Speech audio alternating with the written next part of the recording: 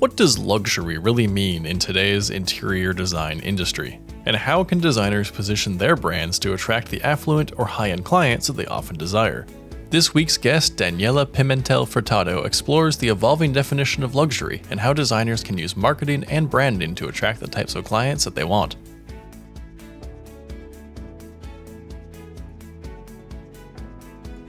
Welcome to the Creative Genius Podcast, Daniela. We're so excited to have you here today. Why don't we get started and you can just tell a little bit about yourself. Thank you so much for having me. My name is Daniela. I own a marketing agency called Findable Digital Marketing, and that's exactly what we do. We help businesses in the design and construction space become easy to find online. So I spend a lot of my time consulting clients, running an agency, but also speaking and writing about these topics. Well, I love that. And today we're going to talk about understanding luxury in the modern market. And so how has the definition of luxury, I put that in like quotes, right? Luxury changed over time, and what values matter most to today's affluent client? So when I first thought about luxury marketing, it was when I first started the agency back in 2020. A lot of clients were telling me that they are luxury and they want that to be clear all over the website. But something I found interesting is that everyone defines or showcases luxury differently. For one client, it was about creativity. For another client, it was about quality and skill. And for another, it was about service and that white glove service, like taking care of all the bits and pieces of the project for you. Right. So luxury, the definition of luxury today is so different for everyone. And I think that's because it's changed so much over the years. It used to be that luxury was reserved for aristocrats. It was something that a very, very small part of the population could afford. And during the Industrial Revolution, wealth has been distributed. There's a growing middle class, or the middle class was growing, and just about anyone could be able to afford the things that only the rich could afford before. And so with that growing middle class, the definition of luxury changed. And that's how I think we have this spectrum of luxury, or what I call flavors of luxury today. I love that. And I mean, even just referencing it as flavors is like even helpful to better understand it, right? So why, I guess let's dig in a little bit more into the why luxury is so hard to define, and how does that impact how interior design firms market themselves? Yeah. Well, if luxury is difficult to define, if there has so many different interpretations, then that means that what you think luxury is may not be the same as what the rest of your team think it is, or what your clients think it is. And so when we think about marketing, using the right words is important, right? So that you're attracting the right kind of people. To you, does luxury mean opulence and glamour and, shiny? Does it mean a specific aesthetic? Like Victorian, we work with one interior designer that designs Victorian spaces, and it's a very specific aesthetic, and that today is difficult to design because it's difficult to get those materials and custom made objects, right? Or is luxury the best quality, premium, high skilled? So it's important to define a little bit more what luxury means so that you're being clear, that you're attracting the right kind of people, and the people on your team also understand and can sell and be on the same page as like you. I love that. So let's talk about the flavors of luxury that you referenced, and why is that important for interior designers to identify their own flavors of luxury?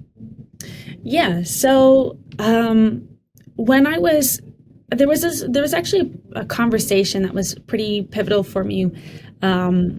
We have this one client. She's a marketing director of a furniture a brand. Actually, it's a parent company that has 5 sister brands. So she manages all 5 of them, and some of them are more luxury than others. So she was quite attuned to these different flavors or the nuances of luxury. And I remember in one of our calls, she said, our director of business development or sales told us that we are marketing ourselves as a premium brand, not as luxury. And so in our call today, Daniela, I want to look at the website with a different set of eyes and figure that out. And I humbly said, what's the difference?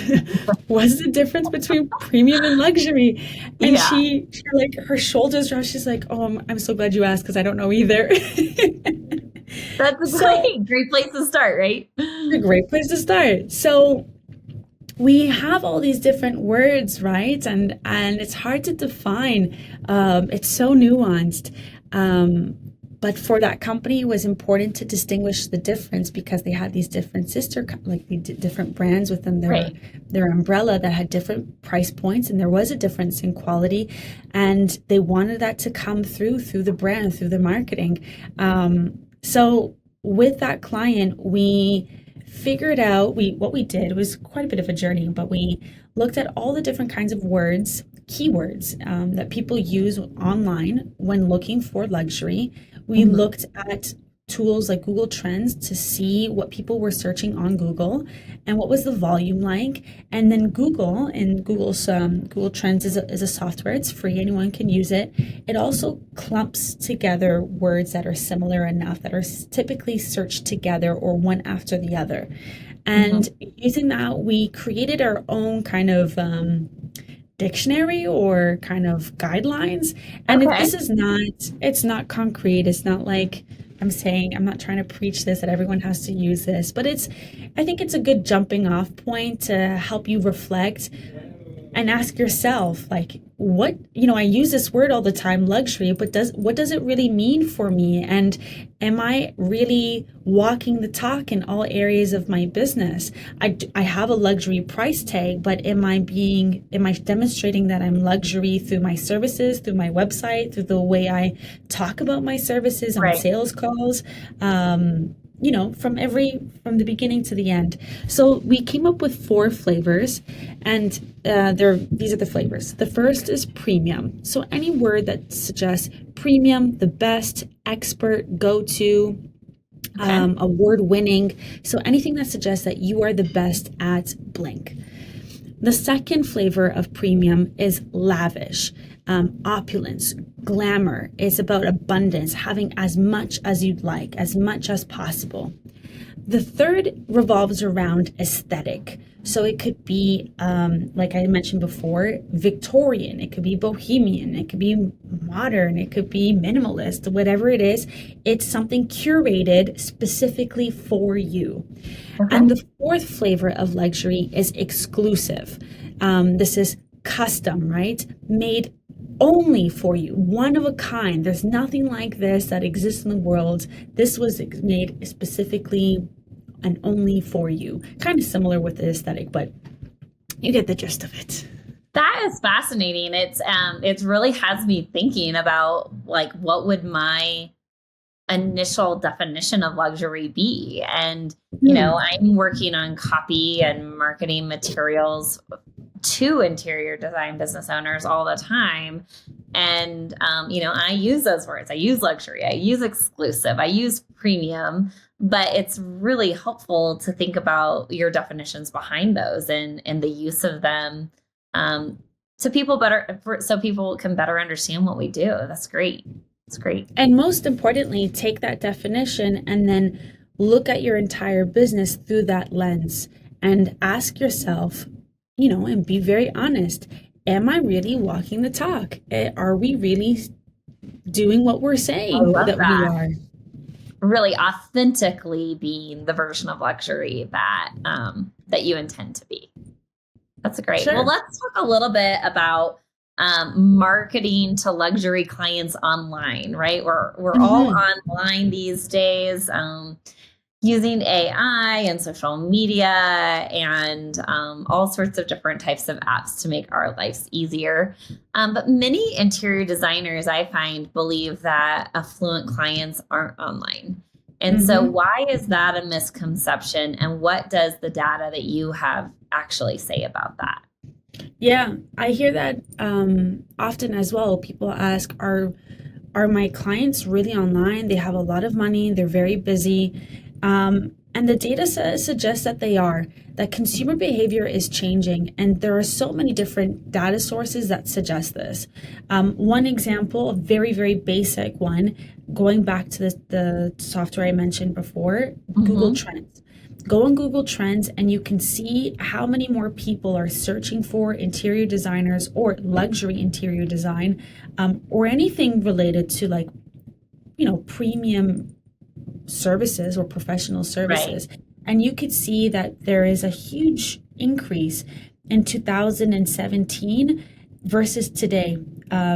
There are about 19,000 people every single month searching for the Okay. keyword, specifically luxury interior designer, in the US alone. And if you were to add the city that they're in, it would get more specific. And that's Wow. Okay. just right now. I searched that up this morning. Other sources, other research studies show that about 70% of luxury online purchases for luxury goods take place online. There's at least one interaction online. That doesn't mean that just because you're luxury, you're impulsive, that you purchase right away. Online is not synonymous with impulsive. Luxury consumers still take their time. They need a high degree of trust to make a purchase, especially as a service, right? Something that they can't touch, they can't wear, they can't feel. So they do go online, but that doesn't mean that they start and end the entire process online. It doesn't mean that they are going to hire you just after one Google search or one social media post or one Right. webinar or one email newsletter. It just means that as they're choosing to make a decision whether to hire Mm-hmm. you or not, throughout that entire sales cycle, there are quite a few interactions that happen online. What the data also suggests, there's a journal by the Management of Marketing that put out a really, really thorough research study. They interviewed 7 people that are considered ultra high net worth, and they interviewed them about their shopping behaviors. And again, they found that these consumers do go online before purchasing a product, a luxury product or service. And oftentimes, though, they're using anonymous accounts. And so we often forget that Interesting. it could be that your target clients or your existing clients are watching you online, but you don't know about it because they're not liking, they're not commenting, but they are watching what you're doing. So yes, absolutely, people are online, but you're not selling tacos and t-shirts, so your sales cycle and your marketing journey is not going to look the same to other businesses because of the price tag and because of the high degree of trust required. Right. That makes a lot of sense. So they're watching, but they're not necessarily taking action. And as marketers, we're always wanting people to take action, right, for our services and to show us like that they're raising their hand and saying, "Hey, like I'm interested in you. Like let's have a conversation. Let me download something. Let me opt in for something." So that's really interesting. One other thing I'd like to mention is that there are also, typically the bigger the number, the more, not always, but typically there are multiple stakeholders involved or multiple touch points, right? So it Mhm. could be that the person that found you online and booked the call with you is not the same person that's going to sign the check. And that's Mhm. important to remember. So when you're thinking about, is my target customer online? If you're thinking about the person that's signing the check, maybe no, maybe they're not the one Googling you, but maybe their assistant is. And it was their assistant that was required to, like, shortlist top 5 interior designers to speak to. You know what I mean? That's a really good point. I mean, I know that we've experienced that in some of our sales calls as well, where someone on the team they know the need, they've had the assignment to find a business coach, and then that's not necessarily the person that's going to make the decision, but is part Hmm. of that initial call. So I think that happens across the board with all businesses for sure. Yeah. Okay, so some of the misconceptions that you've talked about with marketing to luxury clients online, how would you suggest to interior designers that they can rethink their approach in marketing to luxury clients online? Yeah, I think, not to sound like a broken record, well, or maybe let me take it a step further. We talked about, doing some soul searching and reflection, thinking about what does luxury mean to you, try to come up with a definition of it. And then I'd say this to really do like an audit on your entire marketing presence, everything from the website to your social media channels, or maybe simply just doing a Google search and seeing what comes up. Could be your Google Maps listing or like a house listing that you created years ago and completely forgot about, but is showing up. Or like Google reviews, and maybe you don't have enough, or maybe you have some low star ratings. Exactly. And they could have been years ago. You completely forgot about it, kind of been abandoned. So do an audit of, try to imagine as someone like a target customer, right, is searching either your brand or a generic word. So if you're ranking for those keywords, so they're searching for the name of your firm or the name of you, or they're searching for interior designer plus, Austin, Texas, or whatever it may be, and look at what comes up, and take your definition of luxury and look at every single facet and ask yourself, is this on par? And then if you want to get even more detailed, I'd say, because in my opinion, I think the epicenter of marketing for luxury marketing for designs firms is your portfolio. And I would ask myself, is your portfolio up to date? Do you have your best projects listed? Are they professionally photographed? And are you telling stories behind the projects? This is one of my biggest pet peeves about the industry, is that portfolios are oftentimes just photo galleries. And I think this is a disservice to your firm, because yes, a photo can tell it says a million words, or it tells a million messages, but are they the right messages, right? Right. Looking at your photos from your portfolio, I don't really know what you did. Did you tear down a wall and manage a team of general contractors and make sure that they were on time and sticking to the budget? Did you get a permit from the city, or did you just, choose some paint colors and throw some pillows? There's a huge difference. And telling the stories behind your portfolio could really, I think it makes a huge difference. Like that sort of attention to detail, the care, the messaging are some of the things that demonstrate that you're an expert at what you do and that you're premium, that you're luxury. Yeah, like kind of setting the stage, it sounds like, instead of just having them tell themselves their own story through the photos. I think that's a really smart move. And making sure that they're up to date, right? Like I was reading in your article, do you have photos that are just from like 2003, or do you have more recent projects that are up? And I know that photography and getting the right client and the right project that you're able to photograph is a really, really huge hurdle for a lot of designers. And so it does take time, and it takes dollars to be able to have that great photography that's up on your site. And then if you're wanting to get it published, and what you can use and what you can't, so that is already such a game. So you've already gone to that expense of time with the client and getting a photograph. Like, why would you not just take a little bit more time to really think through, like, how can I tell this story? So I really love that. So what do you have some examples of some firms that are successfully attracting luxury clients online? And do you feel like so many? Do you have a couple that you could share with us, and maybe some things that kind of set them apart? Sure. I could start. I mean, there's so many examples. It depends if you want something specific, but the one I always like to tell is the story of Sansa Interiors.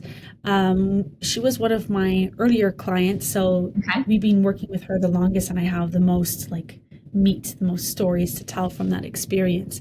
So when I first started working with Jude of Sansa Interiors, she had just been in business for a few years. She was an interior designer. She was working as an employee for luxury firms, and she had branched off and started her own. So she was very familiar with the industry and and working with affluent clients, but was just starting off with creating her own portfolio. So Okay. she had done the challenge that she had was that she was number one chasing a lot of clients and or chasing projects, right, and struggling to get the kind of projects she really wanted to get. And when we looked at her site, um, or when we were looking at her marketing strategy, really, she was doing a little bit of everything, but she wouldn't stick to anything long enough to see results or create a process from it. She'd get frustrated, give it up, and move on to the next channel or strategy. So she was doing a little bit of social media, a little bit of vlogging, a little bit of blogging. She even experimented with mail flyers and billboard ads. So could see that she was trying a lot of different social media platforms, but not sticking to one long enough. The same was true about her portfolio. She had beautiful projects, but again, it was a little bit of everything. She did some condos, some single family homes, some offices, and some restaurants. And so it's hard to position yourself as premium, as the best, because that's the flavor of luxury she was going for. She wanted to be known as highly skilled, as the premium, as the best, as an expert, but it's hard to position yourself as that when you're doing a little bit of everything. So one of the first things that we did was we told her, you gotta narrow down your focus, not just in the channels, the marketing strategy, but also the kind of projects that you're working with or the target customer. So we challenged her to come up with one target customer. She pushed back and she asked for two. So we chose two target customers, two types of projects. Yeah. So nowadays she specializes in residential homes and cafes. And she's here in Toronto, Canada. Most of our clients are in the States nowadays, but like I said, one of my first clients. And so, yeah, she's doing quite well. She's she's really built a reputation for herself as the go-to interior designer across the entire province of Ontario for cafes. She's really carved out that niche for herself.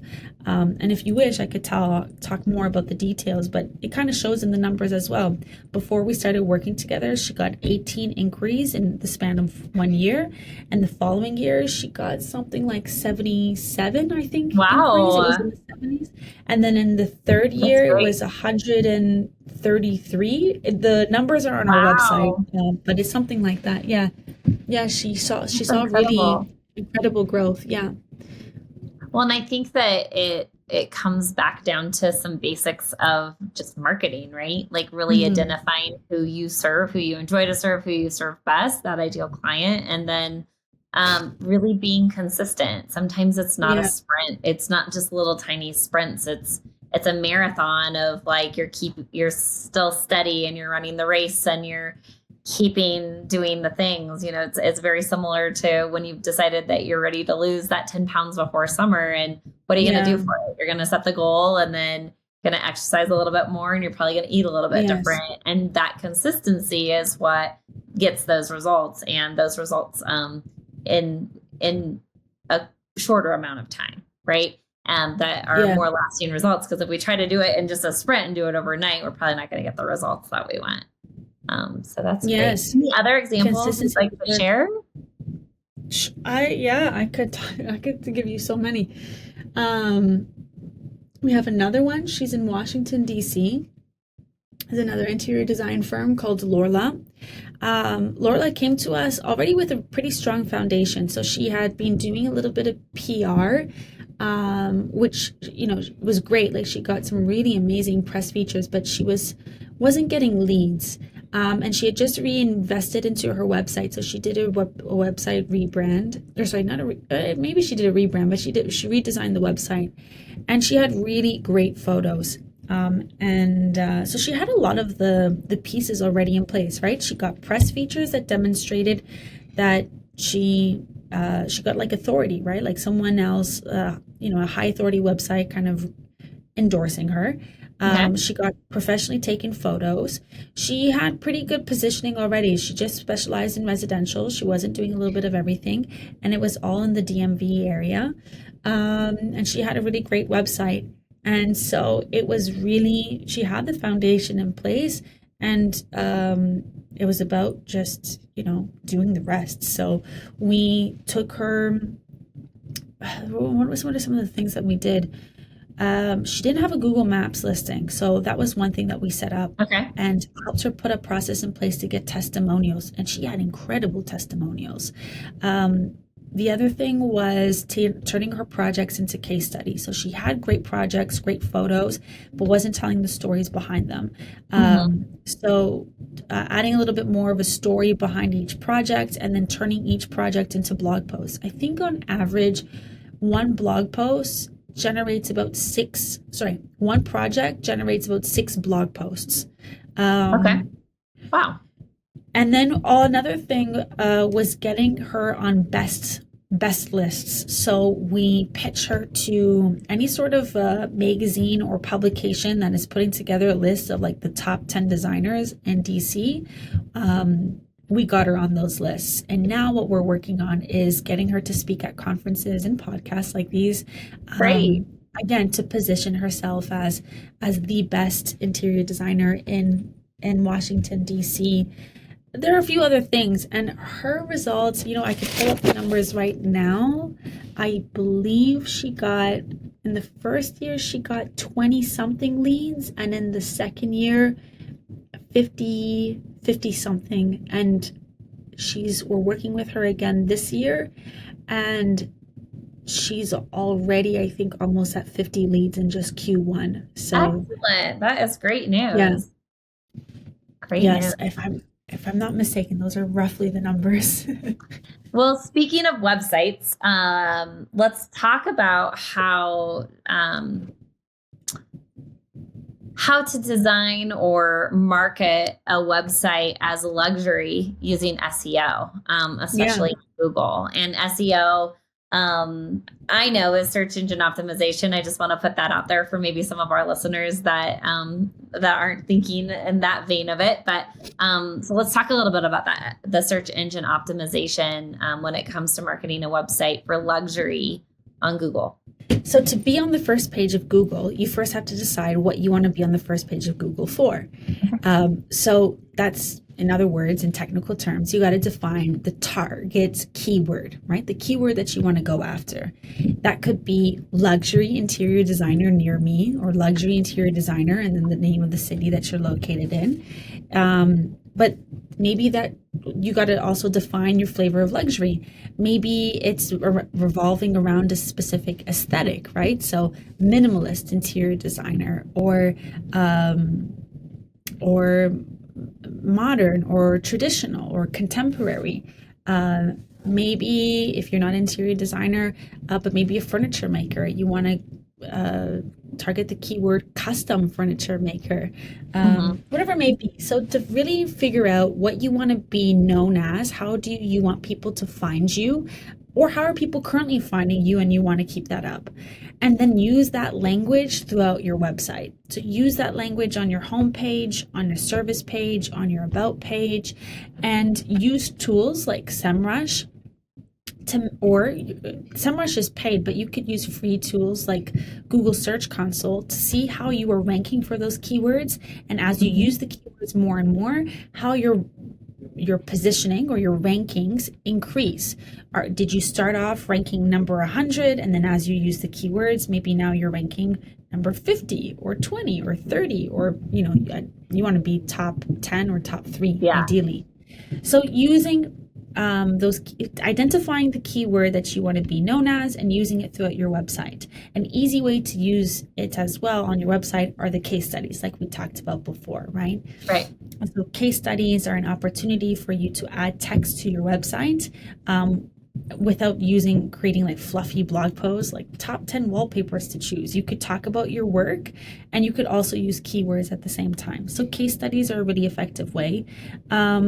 The other is getting press and awards, or being featured on best lists. This is something called backlinks. So these links will be sent back to your site people typically pay for this. When you hire an SEO agency, they typically pay small websites to link back to your sites, because that's an indicator to Google that you could say that you are the best interior designer, or a luxury interior designer all over your website. But if nobody else is saying that, then it only has so much weight. So when you hire a traditional SEO agency, they typically will pay small websites to link back to your site. But if you want to do it in a more authentic way, and in my opinion, more luxury or premium routes, then you could get real backlinks, right? Something that links that actually have real weight to them. And so getting press features, getting awards, getting featured on best lists are a way to get the link, but also improve your brand as well. Testimonials. So not just asking for testimonials through an email, but asking clients to leave a Google review, which is also a testimonial, can help with your rankings on Google. And then I would say the last thing and I've said this before, but having really high quality photos of your projects, but also of you and your team, having good headshots. Now that's not really, that's not quite something for Google, to be honest. Like, yes, you could optimize the images, but that's not going to have as much weight as the other things that I mentioned before. However, it will make people stick to your website, right? Okay. When you get to the first page of Google, yeah, you'll get a lot of traffic, but you want to make sure that traffic converts, and having high quality photos, especially of your face, that builds a lot of trust, and that adds like a stickiness factor to your website, and the likelihood of seeing more conversions is greater. Okay, excellent. I love that. Okay, let's talk about positioning a design firm as luxury. So how would you advise an interior design firm looking to define its own flavor of luxury?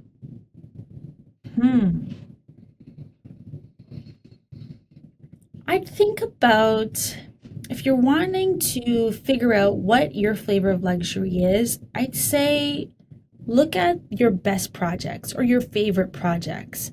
Maybe it doesn't have to be a lot. It could just be your top 3 favorite, and try to look for some patterns and some similarities. And if it's too close to you, maybe ask a teammate, a friend, a partner, someone that's a little bit removed, to try to identify what they see the patterns, the common threads are. And I think from there, that could help you start to define what your flavor of luxury is. Okay. And, I know you've talked a lot about photography and the story behind the photos. What else on a firm's website and in their portfolio is going to help them reflect luxury and their positioning in the marketplace? Having projects that are luxury will shine through in the photos, of course. Right. Some people think that being elusive, mysterious, not saying too much is luxury. I personally believe that that's an outdated approach. It's kind of stuffy. And in today's digital age, you can't get away with that anymore. Maybe if you have a very, very strong reputation, you've been in business for 20 plus years, but I don't think that's a strategy that's going to last much longer in today's digital age. We need more information. The modern consumer wants to be informed, and they want information. So I think information or copy is important, but not cheap copy, if I could say that. Like, don't ChatGPT it. It's have a human and a skillful writer write your copy. Something that has personality, that is refined, that is tasteful, but isn't fluffy either, that actually says something. What else? Positioning projects, photos, copy, and about you. Like, talk about you. Show up, have an about page, have a bio, show us where you've been featured, link to your social media channels, to any podcasts, any conferences that you spoke on. People want to know who they end up hiring, and so make it easy for us to do that research by just providing those links. I look at so many different designers' websites on a daily basis, and I think that some really downplay the About Us page or the About page, and then some overly emphasize the about, right? And it's like, well, wait a minute, is this about you, or is this about the need I have and what I'm trying to Sure. see can help me with that need? And so I think that both are important, but a happy medium for sure. All right, well, let's talk a little bit about the future of luxury marketing, and more so on what trends are emerging in the luxury market that designers really should be paying attention to. I know designers are so good at keeping up with the trends and helping to set them. But what do they really need to be paying attention to, especially in that luxury market? I think the trends are really being dictated by the demographics. So nowadays, most affluent consumers are no longer baby boomers, they're Gen X and millennials, and increasingly they're becoming Gen Z. Soon they will be Gen Z. And so we're finding that Gen Z is kind of defining the new definition, the current definition of luxury, which makes sense, right? So there's a really fabulous brand firm out in London called Dalzell and Powell, and they did a research study about the current state of luxury marketing, and they're finding that Gen Z again is defining what luxury marketing is. About 25% of luxury goods are bought by Gen Z, and Gen Z is, this generation is very passionate about diversity, inclusivity, accessibility. They're very purpose-driven. They care about social causes, and that comes out in their purchases and how they choose to spend their money. So they're no longer interested in brands that are stuffy, that are elusive, that are mysterious, that are not friendly or not inclusive. And so Dalzell and Powell have coined this term called accessible luxury, which is kind of, a contradiction. But again, speaking to what I said earlier about as wealth becomes more accessible, as the middle class grows, luxury, the definition of luxury has changed. And so, yeah, it kind of makes sense to me that that this term accessible luxury is a thing in 2025. And so accessible luxury is about what Gen Z is looking for are brands that are willing to break a little bit of the structure that they've had so far. And brands like Gucci, Burberry, and Tiffany have been doing this so far. Like they're doing these social media campaigns where they're vandalizing their own brand, or they're using memes and GIFs. In stores, now they have super friendly staff. They're no longer this distant and kind of cold or reserved. They're super approachable, very friendly. And we're also seeing in their marketing campaigns these really unexpected collaborations. We see really high-end brands like Burberry and Gucci collaborate with like streetwear or artists that you would not typically expect. And so I think that's what luxury is becoming nowadays. So is there that also changing the way those brands are communicating? I mean, they're definitely doing different types of collaborations and kind of thinking outside of the box in their marketing, but are there some ways that they're communicating differently as well? Yeah, for sure, right? They're using this open language. They're typically talking a lot more, where before they would not. The captions would be super short. The communication was quite minimal, and now they're being more vocal. And or the example I gave before, right, where they're like vandalizing their own brand by adding memes and GIFs. Yeah. Okay, so what are some practical first steps for a design firm that wants to elevate its marketing and attract more luxury clients? I know a lot of our listeners, we have all sorts of different types of design firms that listen to our podcast on a daily basis. Some people are just starting out. Some people are have been in business for 10 plus years. Some are on the East Coast, some are on the West Coast, some are in other countries. So what are just some ways that, someone could get started with realizing that they need to elevate their brand, and what really eager to attract that higher luxury client? I'd say once you define what your flavor of luxury is, once you figure out how you want to be known and what kind of customer you want to go after, start with your portfolio. Look at your portfolio and discard anything that doesn't fit with that. So that could be really old pieces, that could be small projects that you've been featuring, just so that you could have something on your portfolio. Start to have more of a quality over quantity approach. So even if you have fewer projects, make sure those projects really fit the description and fit the vision that you're going after. So once you kind of figure out which ones you want to display and which ones you don't, now figure out if you need to display them any differently. The photos are already taken, right? So I mean, maybe you could get the photos kind of edited and freshened up, but probably the way that you display your portfolio could do with a refresh. There's an architect that we work with that he doesn't do this with all of his projects, but he's kind of has this like pyramid rating system that he has. So he's got about a dozen projects on his portfolio, but about 3 of them are what he call like his star projects that he's invested the most marketing time and efforts behind to really tell the stories behind it. And then he's got a handful of projects that are kind of like middle tier, and then another few projects that are high quality, but they're smaller and he's not going to like push them as much. So the superstar projects, those top 3, he hired an illustrator to help him.